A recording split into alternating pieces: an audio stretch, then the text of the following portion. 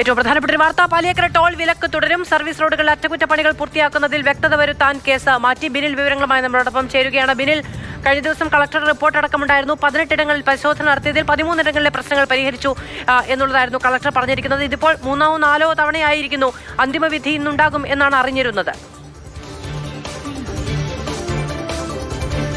മധു, ചില കാര്യങ്ങളിൽ കൂടി കോടതിക്ക് വ്യക്തത വന്നിരിക്കുന്നു. അതായത് പേരാമ്പ്ര മുതൽ അങ്ങോട്ടുള്ള ഭാഗത്ത് പലയിടത്തും ഈ സർവീസ് റോഡുകളിൽ ഇനിയും ചില പോട്ട് ഹോളുകളുണ്ട്, അതായത് ചില കുഴികളുണ്ട് എന്ന കാര്യം ജില്ലാ കളക്ടർ റിപ്പോർട്ടിൽ സൂചിപ്പിച്ചിരുന്നു.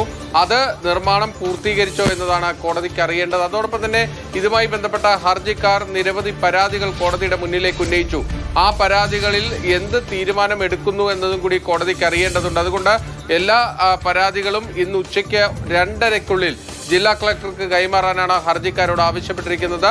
ആ പരാതികൾ പരിശോധിച്ച് കോടതിയെ അറിയിക്കാൻ വ്യാഴാഴ്ചത്തേക്ക് കേസ് മാറ്റിയിരിക്കുകയാണ്. വ്യാഴാഴ്ച ജില്ലാ കളക്ടർ ഈ പരാതികളും അതോടൊപ്പം തന്നെ കോടതി ചൂണ്ടിക്കാണിച്ചിരിക്കുന്ന ചില പോരായ്മകളുമുണ്ട്, ആ കാര്യങ്ങൾ പരിശോധിച്ച് വ്യാഴാഴ്ച കോടതിയെ അറിയിക്കും.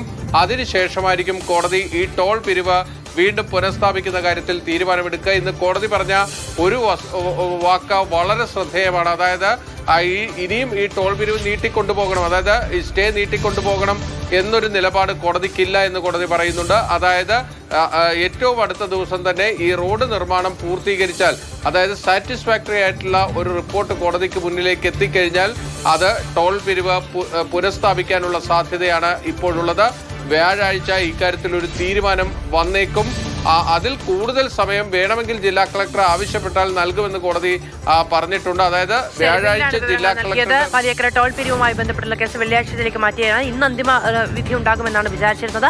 പക്ഷേ കൂടുതൽ കാര്യങ്ങൾ പരിശോധനയ്ക്ക് ആവശ്യമുണ്ട് എന്ന നിലയിലേക്ക് കോടതി മാറുകയായിരുന്നു. ബിനിലാണ് വിവരങ്ങൾ നൽകിയത്.